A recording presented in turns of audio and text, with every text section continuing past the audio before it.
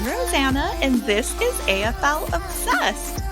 So I know we've talked quite a bit about SuperCoach, but there is a whole community of people who play and who coach, really, and who I really admire because they're really good at it. And it's something I'm determined to be better at because it just adds another dimension to the game and our enjoyment. So I've been excited to have another perspective on our fave game. So I'd like to introduce a friend of the podcast, M. Chalice, who is known as SuperCoach Mama on socials, and she is currently in the #1 spot overall worldwide and has been dominating the SuperCoach competition. So welcome, M. Oh, thank you so much. Thank you so much for having me. I don't know about dominating, but it sounds so weird, when you say it like that. I was actually just thinking Chalice is a fitting sounding surname. I know it's spelled differently, but it's figuratively like what we're all raising to you in toast as the queen of SuperCoach.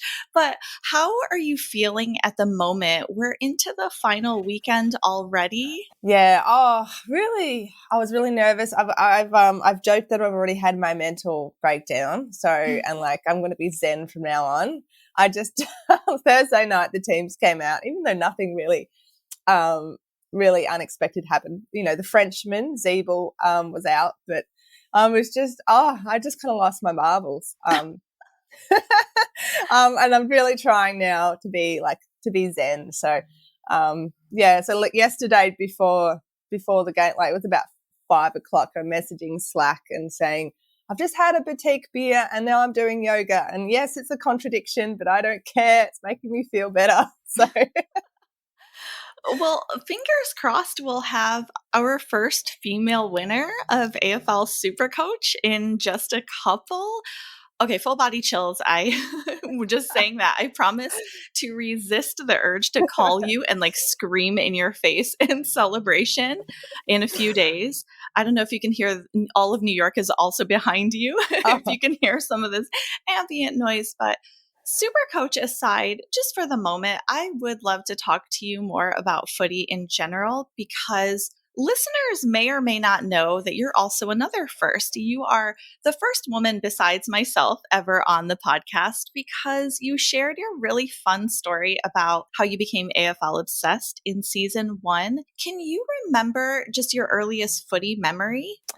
Yeah, so I was really thinking about this. I think my dad had the football on the telly all the time. I can't actually remember sitting down as a child and really watching it. I think I was fleeting in and out.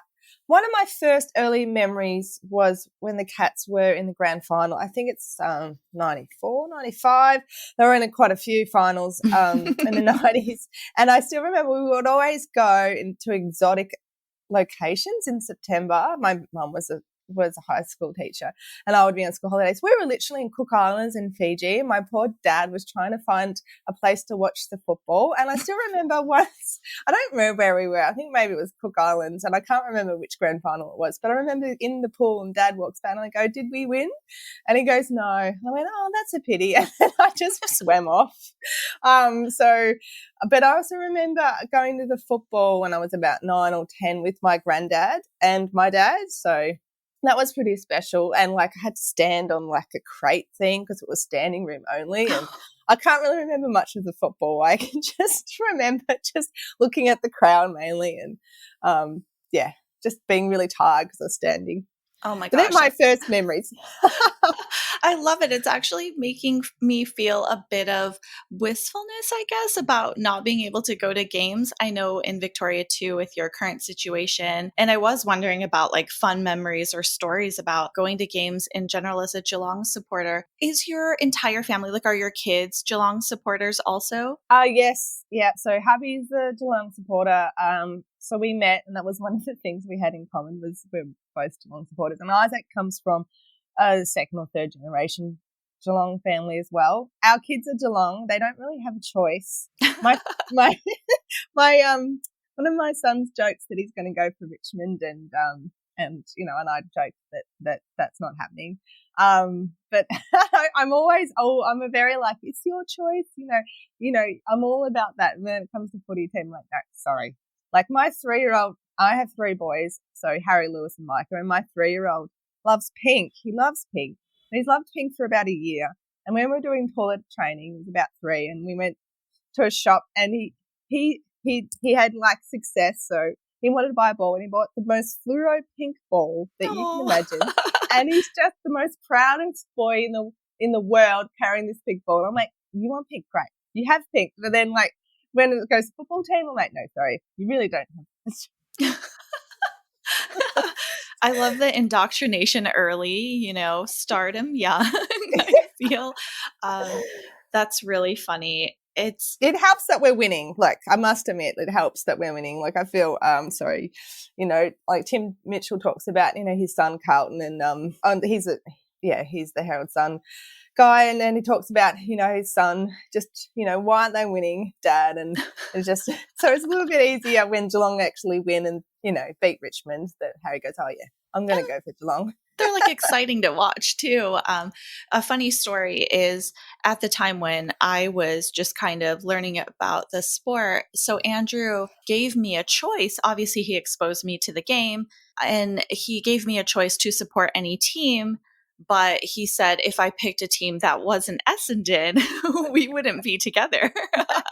So it sounds kind of like the same thing so I remember telling him, I'm like, this is like parenting the illusion of choice. Like, I'm not getting, like, you're not giving me another option. He was like, no, I'm saying you can go ahead and support, say, Carlton or whatever, but, we just wouldn't be together.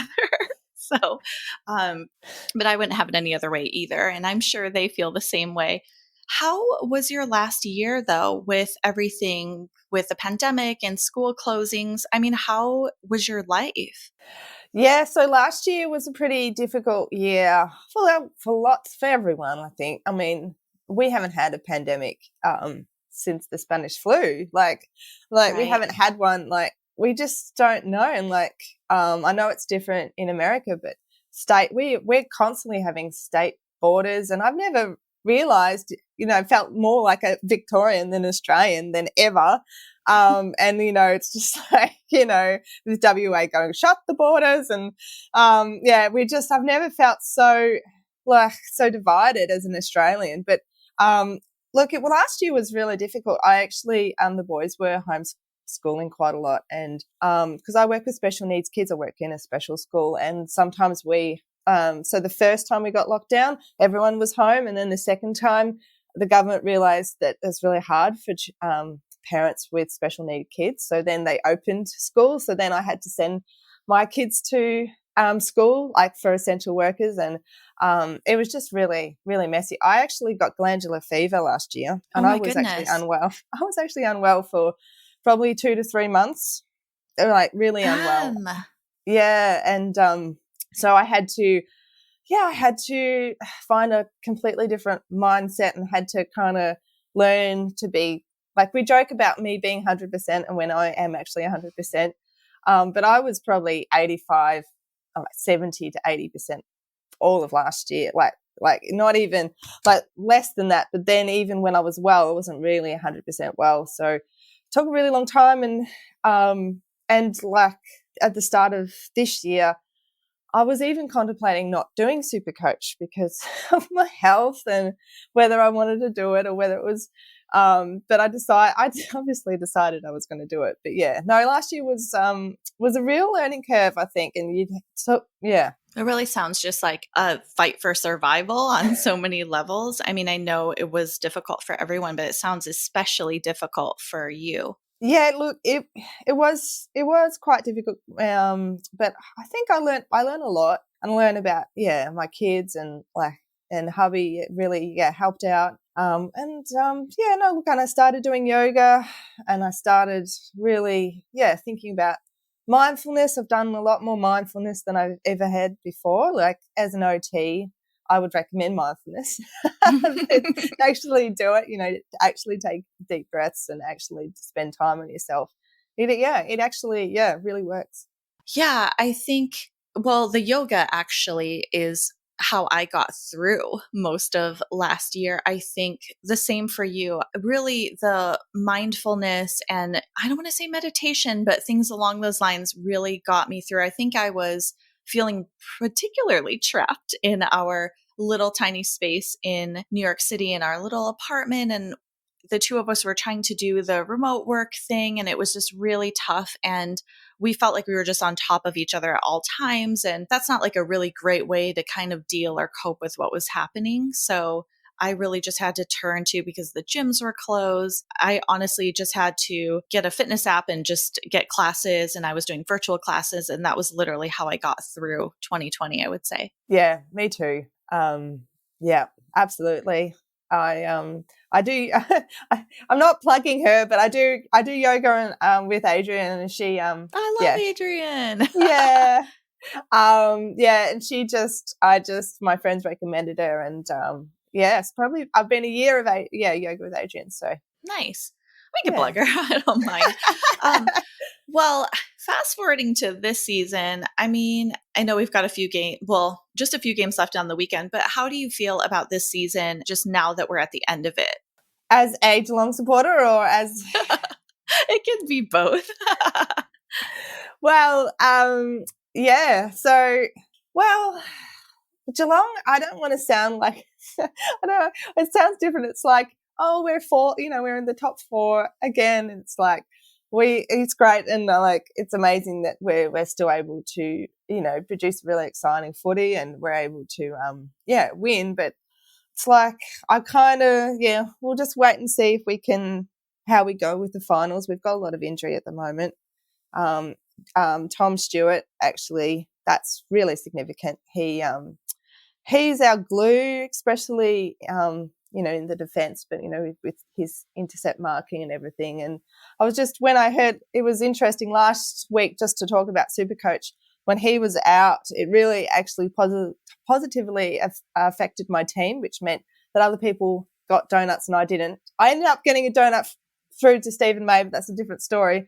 But everyone's like, oh, Tom Stewart's out. Yay, that's so great. And I'm like sitting in the corner crying, going as a same girl. He's always been in my defense. No, he is absolutely like a vulture, I want to say a vault or a fortress. Like, he just shuts stuff down when it comes back there. There is no getting past him, Yeah, those hands, those just steady hands are just incredible. I actually was on the Phantom's Lair, which is a SuperCoach podcast last week, and I said on the love of my life, and the hipster said, well, he's everyone's love of their life. I'm like, it's so true. They're not wrong about that. I mean, he doesn't even play for my team, but I do feel that way. Yeah, getting to finals is one thing. So I love that you're like, well, I'm just so, familiar. And then you're like, well, here we are again. It sounds so arrogant, doesn't it? It really does sound arrogant. Like talking to a Bombers supporter. I'm really sorry. Oh, no. It's fine. It's totally fine. You know what? We have managed to squeeze our way inevitably somehow. I don't know. And I'm still we need a lot to go our way this weekend with the last few games that are left. So I'm kind of in the same space as you, but not with the reassuring. I feel like, okay, it is what it is. We've gotten this far. I would love a final series. I would love to win a finals first game, like if we could, and we've got someone who's leaving, like Cale Hooker, who I just really care about. And so I would really love that for him.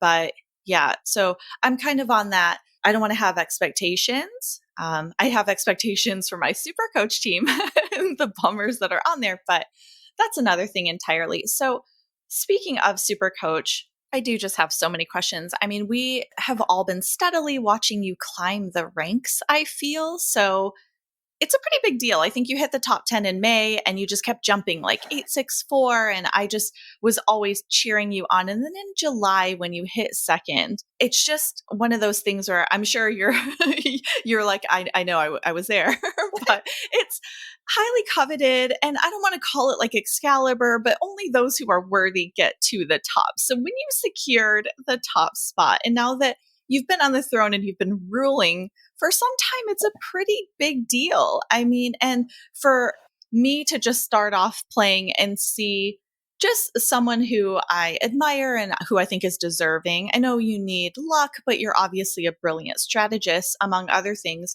I would just like to rewind it too. How and when you started playing SuperCoach? I think some people know, some of us know, but I would just love for you to tell everyone. Yeah, so I started in 2013 when I had my first son, Harry. I just dabbled in it. And I actually just looked at my history. I actually didn't do it in 2014 or 15. Oh, wow. And then I did it in 2016. So I had a couple of years off. So obviously, and I can't find my 2013 history. I did not do that well, but I just really had a really big play. But yeah, I really got into it in 2016 and had my best result in 2017. Well, that's apart from probably this weekend, I'm probably going to do better than 690th. But I was 690th in 2017, and then that was a pretty big deal too, cracking the 1,000. Honestly, yeah. Well, that was the beginning of SuperCoach Mama. Actually, so I did that, and then people started to pay attention to me about this woman, and I had different names. I don't even know what I was called. I had different names, like Captain Danger was one of my favourite things, and I actually used Captain Danger as a name in chat rooms. and everyone just presumed I was male, so I kind of didn't make, not a fool of myself, but like I could just stay in the background, and I really liked that.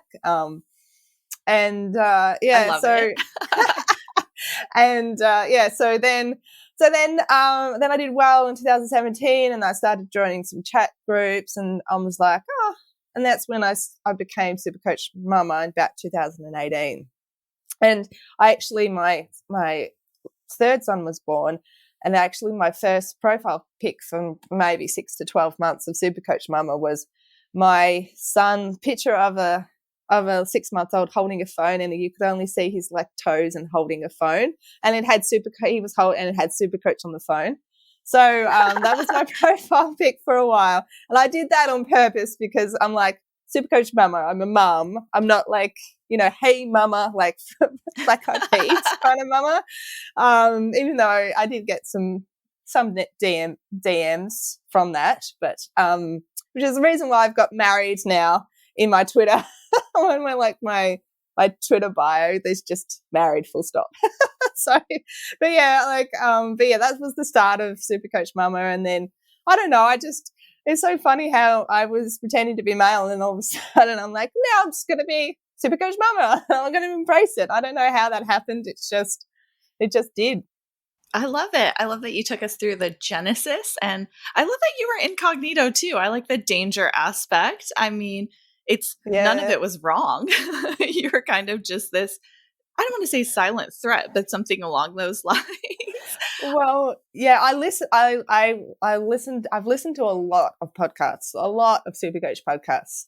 So if you think about, I've probably listened to 4 different ones a week for 5-6 years. So wow. I don't know how many podcasts that is. That is a wealth of knowledge that I just really want to tap into. Oh my gosh. So I'm very new to SuperCoach, and as a friend, I've asked you for advice on multiple occasions this year, and embarrassingly at times shared my team with you.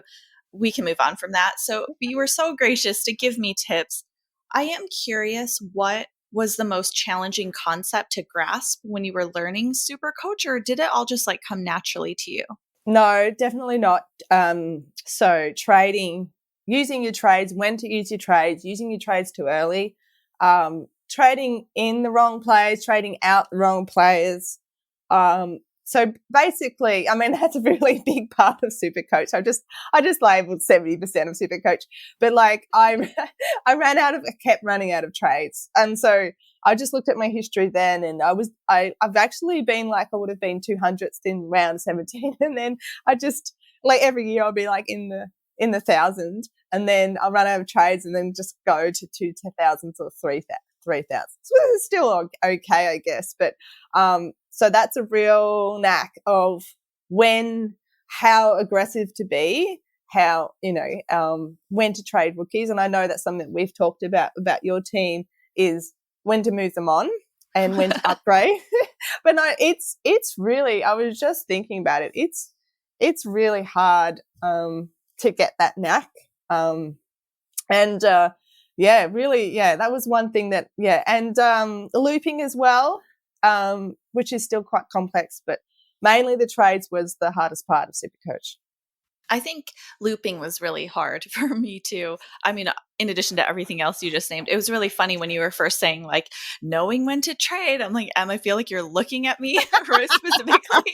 And I feel like you're talking only to me and not for the listeners, but you might as well be, because I messed up last week too, and I'm genuinely embarrassed to admit this to anyone, most of all to you, and you'll probably just hang up on me when this happens, but I was doing the calculations of like potential whatevers, and I was kind of doing the undo, when you like do something and then you're like, okay, we'll just like cancel it, I'm not like, I'll confirm it and then I'll go back, and just before time starts, and I had thought that at the end I had confirmed something and I had undone it somehow.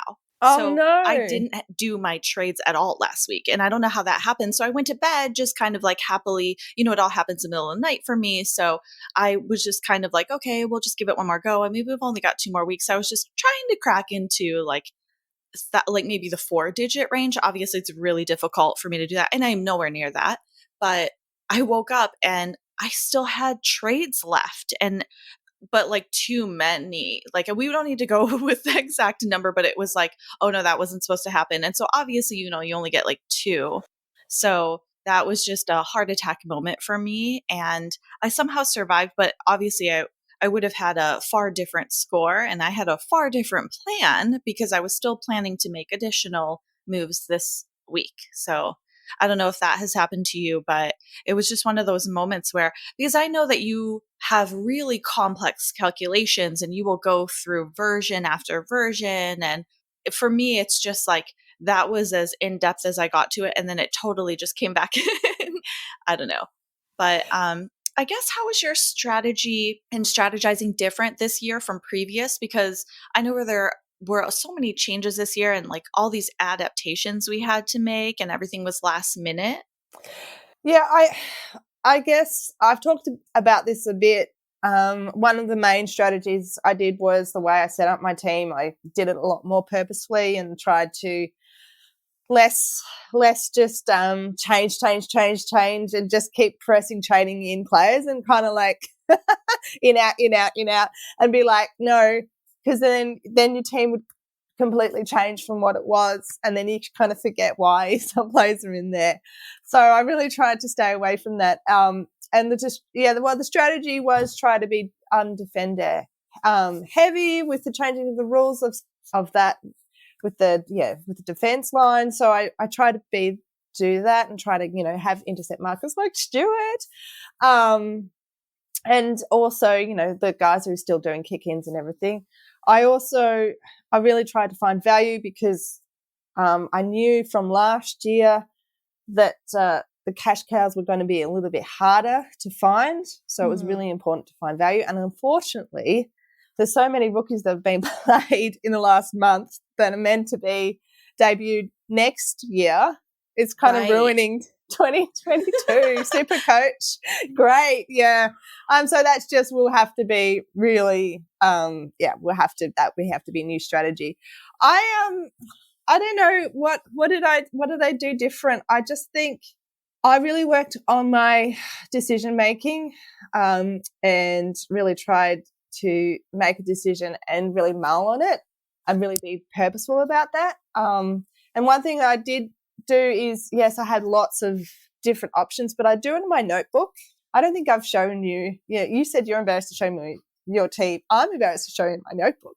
Oh no, I've seen you flip through it before. Remember, you showed me I did. I did, and that was just like 1 week. that was the hardest week. That was one of the buys weeks when I had to, like, it was the first round of the buy, and so what decisions I made then would carry on. So I literally had to go, like, oh, if I do this in round 12, this will happen in round 13, and this will happen in round 14, and this will happen in round 15. And then I'm like, oh, now I'll change it. So now this will happen in round 13. And then, but instead of doing that on like your team, so I really tried to respect the team and respect the trade button, because like, yeah, it's really tried to make sure that when I made trades, especially leading up to lockout, that I was very respectful with that. So I try to set my team as much as possible, even though I still make mistakes. Like I still make mistakes, but everyone makes mistakes. I feel like there was something that you said in that too. And I think I heard it on, was it SuperCoach Edge when you were guesting and you had said that you made the habit of not doing anything last minute and just being ready at lockout so that you would get into the habit of doing that. And that's something that I really need to do in future because I will just be up until the last second still kind of panicking. And then just before lockout typically is when I'm asking, friends like for just kind of another set of eyes because Andrew doesn't play. And so I don't really have anyone, we have a great community in Dr. Supercoach and I've asked quite a few friends. But also that's when I'm kind of turning to you and just being like, oh my gosh. So I need to kind of get in that habit of doing things far earlier. And also your notebook, I just want to paint a picture for listeners. The week that you showed me, it was kind of like this flip book. And I felt like I was looking at a mathematician's like complex calculations because there were all these scrawls on it. And it was one of those things where I'm like, oh my gosh, I'm looking at the calculations of a genius. You know what I mean? And I just hope any of that will like kind of flow its way through like the virtual wires to me. But I mean, did SuperCoach kind of help this season, I guess, with lockdown? Was it something, or was it just something that makes you lose your mind with like all of those potential combinations and trades and planning? But was it helpful to like focus on something? Yeah, no, it was helpful to focus on something, definitely. No, look, it wasn't too bad. It was manageable this year. The last year the really intense, like the condensed games and rounds, that was a whole new set of madness. At least like we and I can say this now, I'm not jinxing it because this is the end of the weekend, we're on the Saturday of the last round, that we didn't have to do that the games, I mean, some of the times they started on a Thursday or they ended on a Monday, but apart from that, I still got a couple of days break to time to really digest what I'm going to do for the next week. And I had like at least maximum 3 or 4 days. So like last year, you just didn't get that with that really intense rounds that we had. It must have been really intense for you watching Bombers games at 4 a.m. Having to do that every 3 days or whatever it was, every 4 days. Actually, the learning curve was really equally intense because you were just saying how difficult it was. And that was the year I decided to start trying to learn how to play. And then everyone was like, no, like this isn't how it normally is. Don't worry. And I was just scrambling the entire time. I don't know what's happening. Okay, so this is a new thing. We're all learning. This has never happened before. What do we do in this case? And it wasn't the blind leading the blind. I felt like I had a great community to ask, but it was still really difficult to grasp the concepts. And then I feel like I didn't really learn fully. Like it took me until this year to really kind of dive in and play throughout the season, because towards the end of last season, I was just moving and it was a little bit chaotic. And so that kind of changed the dynamics. But yeah, I mean, I'm always willing to wake up for our games. Like I know that I think quite a few Australians are doing the same if they watch American sports. But yeah, I do watch Bombers games live and it doesn't matter what time. So it does kind of mess with my weekend. And so we'll see just what happens. Sometimes I'm starting to feel like, especially with this season, there's a day afterwards where I'm just really tired. And the worst ones are the games we continuously have been getting round after round, where they start at 1:20 in the morning and end at 4 in the morning. So you can't really go to bed early and you can't wake up early. So yeah, that was a little bit of a mess. But I also remember you saying at the beginning of this season that your husband wasn't super into you playing this year and maybe thought you should, maybe not. So has he come around now that you've been so prominent in the world of SuperCoach? He definitely has come has come around. Probably, if I'm completely honest, the he's probably thinking of the money more than me. Like, but he's such a doer, and he just sees me on my phone and he's like, "What are you doing? You're just playing a game." And then now, like, he's not he's not a huge like money like oh, let's get a lot of money to get a lot of stuff kind of person, but he just likes to produce stuff. So once he realized that I could actually produce stuff, that I might actually get something, it kind of was a mind switch for him, and he was like, oh, it's like Emily's part-time job all of a sudden, or even if I only get a grand out of it.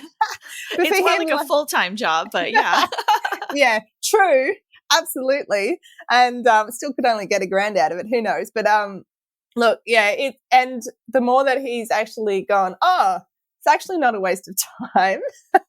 And then he's actually learn about the game and learn about like VC and like loopholes, and actually the complexity of the game. I've got a couple of funny stories. He's learning all players that he never knows before. So, like for example, he learned Aaron Hall quite early, because I went on early on Aaron Hall. I got him about for 417 K. Thank you, Pistol. Nice. We got on that.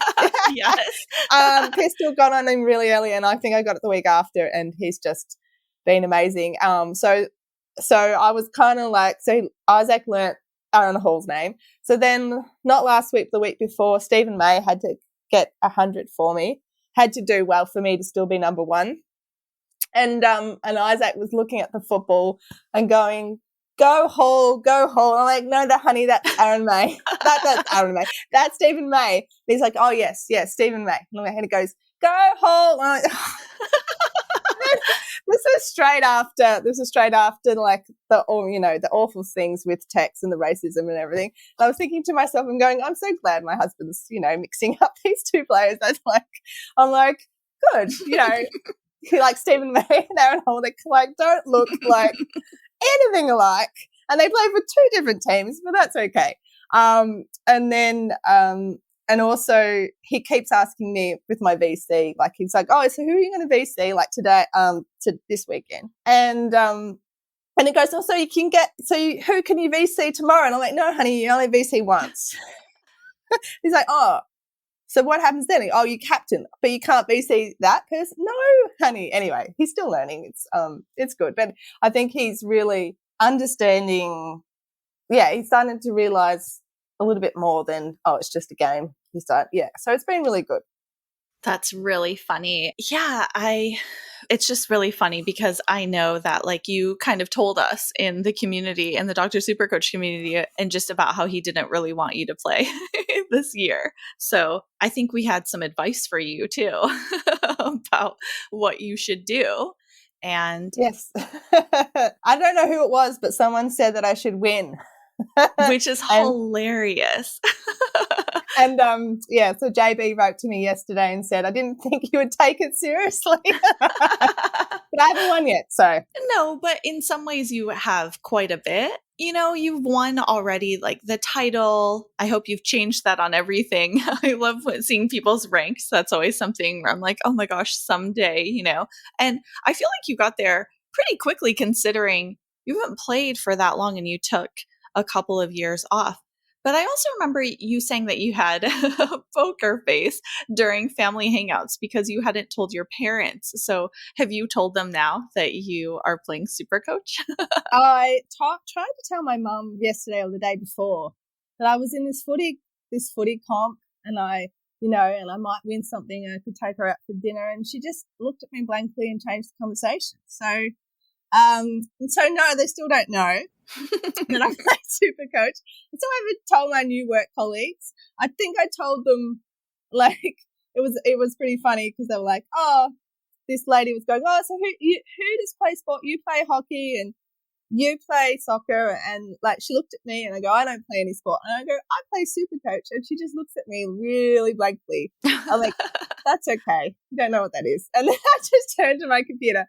And then my other colleague's like, "Yeah, I know that what it is." And I said to her, "I'm doing quite well this year." And she goes, "That's nice." That's nice, Em. That's nice. And then Let's just move on. So, so a couple of weeks ago when the matches were going to get postponed and they ended up being moved to the Sunday from the Saturday, my parents missed my birthday. It was my first time in my 36 years that my mum wasn't there for my birthday. I'm a very spoilt child, only child. But it actually really affected me that I couldn't see my mum on my birthday. And, she usually makes me a special dinner. And so then that weekend afterwards, one of the lockdowns, whatever number it was, got reduced so we could actually go into a park. We couldn't go into each other's homes, but we could meet in the playground. So we had this lovely morning planned of around the river and coffee and playground. And then I found out about these matches and I thought they might have been postponed for the whole weekend, which means that I was going to get 1 to 2 donuts. And I was sitting there just this smile on my face going, this is the best time ever. And inside I'm going, I am dying right now. Oh no. I'm like, this is it. This could be it. I'm getting several donuts and another team, so Stevie's team, number 2, he had a better 18 than me if those matches got postponed. And I'm like, I need to do something. I need to work out when I'm trading. And then I'm like, oh, look at the bird. And this is just a delightful spot. And I'm just walking down this most scenic river. If you ever come back to Victoria, I have to take you. It's you would absolutely love it. Absolutely yes, please. I just pictured you parkouring all over that playground, with anxiety or something. Just, oh no, I didn't get that bad. But but yes, definitely have to learn the poker face because if you know me, I'm not very good at poker. And I wear my heart on my sleeve kind of person. So I've actually had to really work on my poker skills. I love that. I mean, I think that's something we love about you, that you wear your heart on your sleeve. But I hope you know that we're all cheering you on to bring it home. And I'll be poppin' bubbly with you. Hopefully we can all do it virtually. It's like a Dr. SuperCoach community. I don't know. But it's just been amazing to have you. Thank you so much for being here. And please tell everyone just how they can find you on social media so they can cheer you on too. Yeah. So SuperCoach Mama at @chalice is my Twitter handle. And yeah, definitely give me a follow or give me a message and happy to chat. And Chalice is spelled CHALLIS for anyone who doesn't know. Yes, thank you. And who already isn't following you already, but you are out there. And I really honestly enjoy seeing your escapades with your family and just all the things that you have been going through and just kind of following your journey. I was just thinking about Schitt's Creek. I don't know if you watch that, but do you watch Schitt's Creek? No, I don't. Oh, okay. I just had an Alexis moment where she's like, I love that journey for you. But thanks so much for being here and letting us be a part of that journey. And really, I hope that you'll come back to discuss the outcome, maybe. Yes, I can definitely. And I'd love to come back and we can talk SuperCoach next season, and I can come on and we can talk about some tips and some strategies and some players. Let's do it. I would really love that. And some kind of a 101 or 102, learning lecture, because I'm still in that really early beginning phase. And I'm afraid too, because I don't start planning as soon as the season ends for the next one. I'm just worried I'll forget some of these concepts. So it'd be really great to have a reminder fresh, but also just to chat with you about SuperCoach. That would be wonderful. Yeah, I honestly think you can start too early. Sorry for people who like getting Christmas Day or the day after when they release the team planner. I'm really sorry for those people out there, but it's too early. You don't know what's happening in March. And I just found starting my team later really helped me. So it was one of the strategies that really helped me. So good. So don't feel bad. Yeah, well, no, I mean, I don't start until just before. I mean, I do watch the preseason and then I start kind of formulating. I say that like I have any idea what I'm doing, but it's really, really just been fun to have you on and to pick your brain. And I'm just really excited for your weekend, for what's to come, hopefully for the Bombers, for Geelong, and really for the outcome of SuperCoach. And fingers crossed, I'm sending you all the vibes in the interim. Thank you so much. Yeah, thanks for hanging out with me, though. And thanks, everyone, for just hanging out. And if you know someone who might enjoy this pod, I hope you'll share it with them. But stay safe and healthy. Check on your friends and neighbors. We'll get through this like we have with Footy. I'm virtually hugging all of you, especially Em, and we'll talk Footy soon.